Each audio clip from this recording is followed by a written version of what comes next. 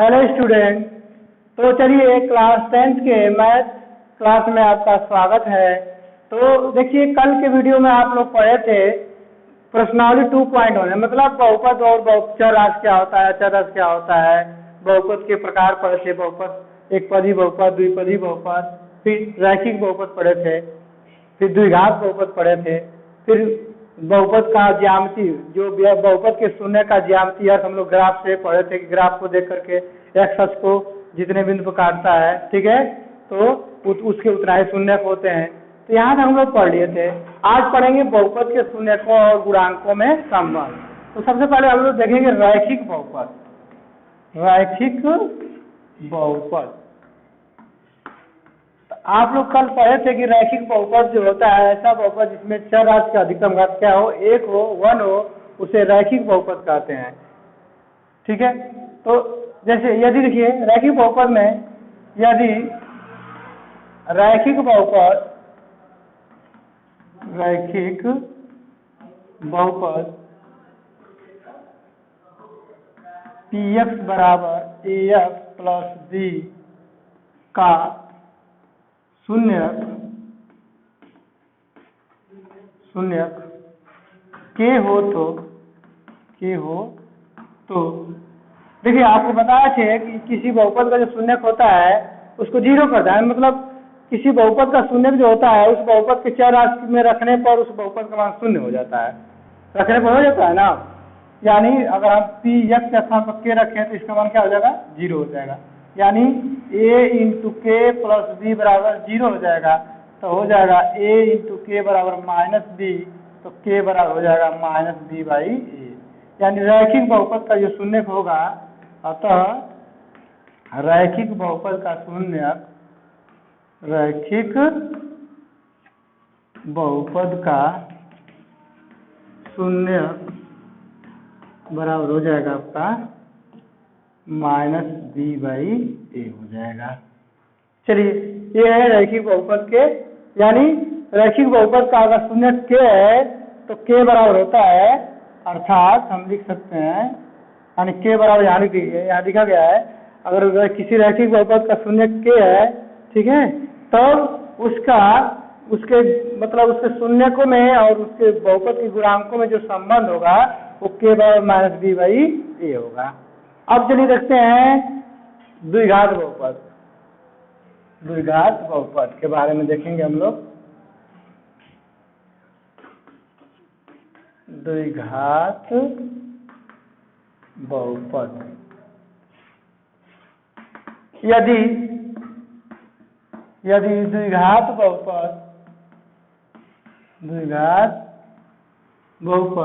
px बराबर ax square plus bx plus c, ax square plus bx plus c के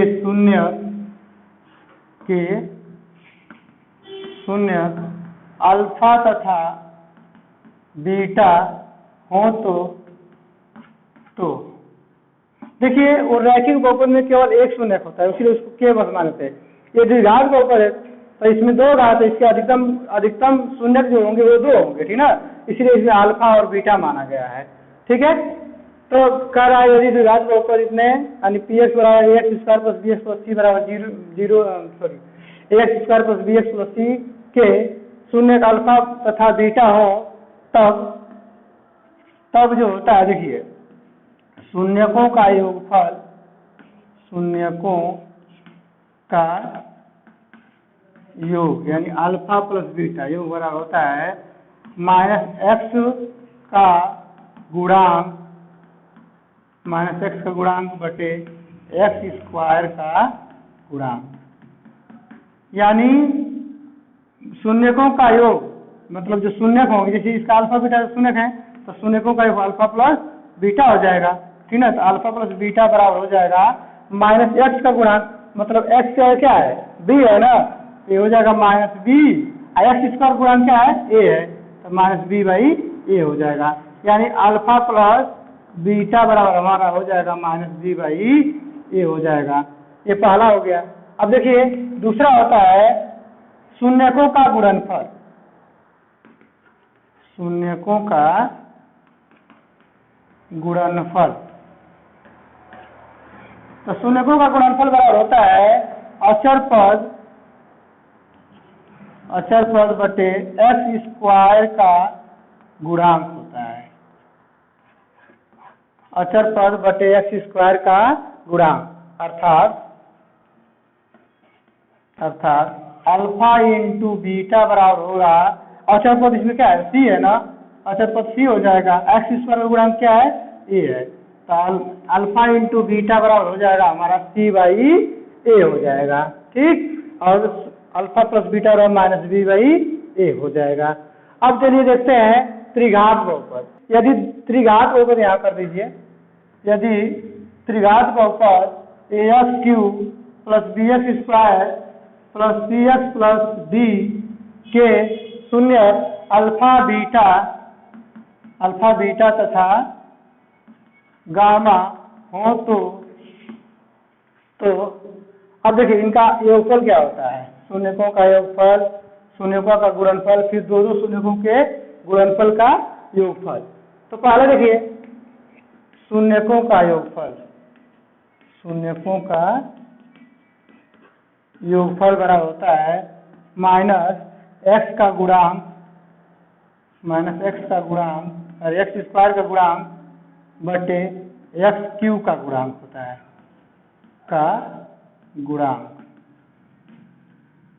x square का गुणांक बटे एक्स क्यू का गुणांक।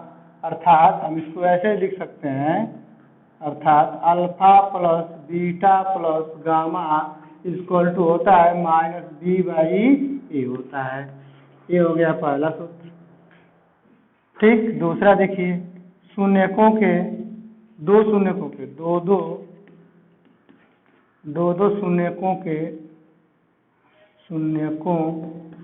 के गुणनफल का योगफल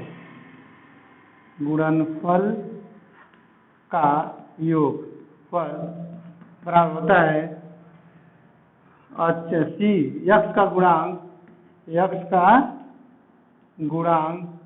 बटे होता है एक्स क्यू का गुणांक।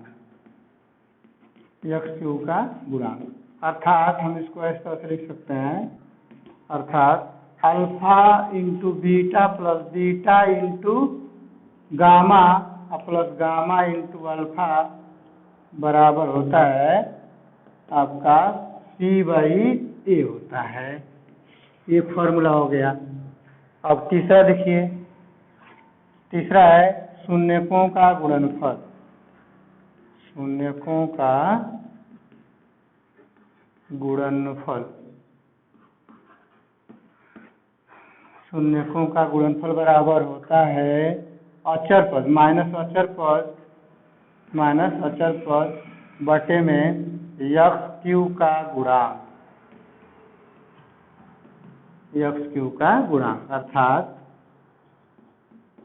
अर्थात आपका हो जाएगा, अर्थात अल्फा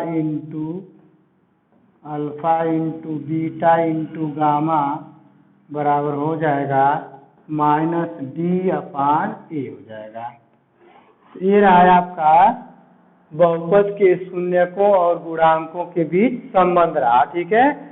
यानी एक रैखिक बहुपद का हम लोग पढ़े हैं, फिर द्विघात बहुपद का पढ़े हैं, फिर त्रिघात बहुपद का पढ़े हैं। इसको नोट कर लीजिए। चलिए आप लोग देख लिए हैं कि द्विघात बहुपद मतलब बहुपद के शून्यक और गुणांकों के बीच संबंध हम लोग देख लिए हैं। अब हम लोग देखेंगे कि दिए गए शून्यकों से द्विघात तथा त्रिघात बहुपद बनाना, यानी अब शून्यक दिया रहेगा, हमको बहुपद बनाना होगा, ठीक है। तो पहला हम देखेंगे यदि किसी द्विघात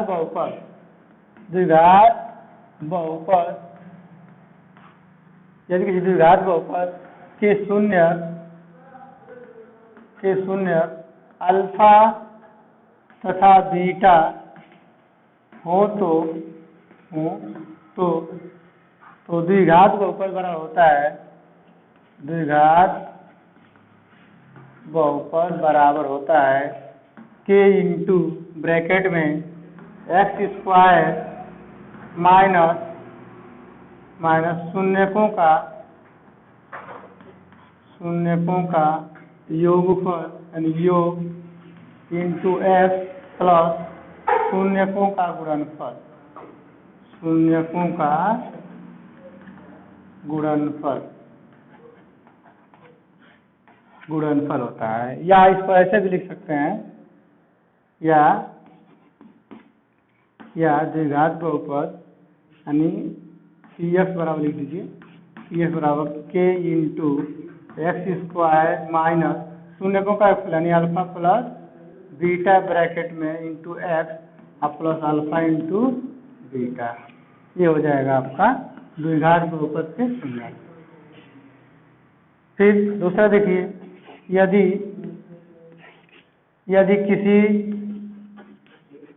किसी त्रिघात बहुपद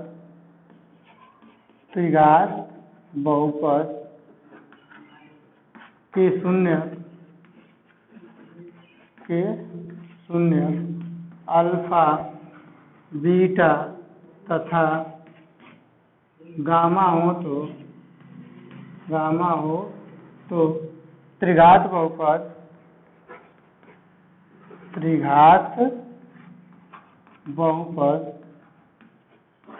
बराबर होता है, ब्रैकेट में के इंटू ब्रैकेट में एक्स क्यू माइनस मूलों का योगफल,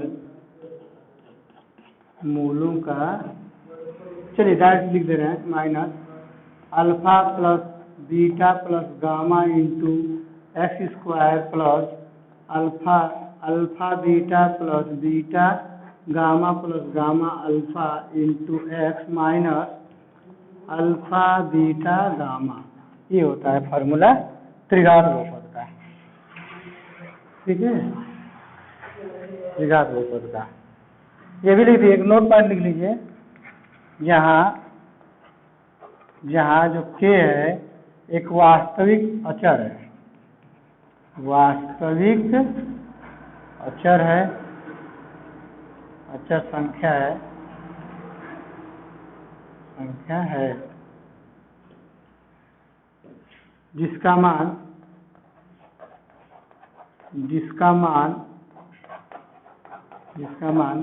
सामान्यतः k बराबर 1 लेते हैं, ठीक ना, 1 लेते हैं। यानी द्विघात बहुपद या त्रिघात बहुपद में जो भी वास्तविक संख्या जो कांस्टेंट आएंगी अचर संख्या, उसको हम 1 के बराबर रख लेंगे। ठीक है, तो आज के दिन बस इतना ही। हम मिलते हैं अगले वीडियो में प्रश्नावली के साथ। तब तक के लिए धन्यवाद।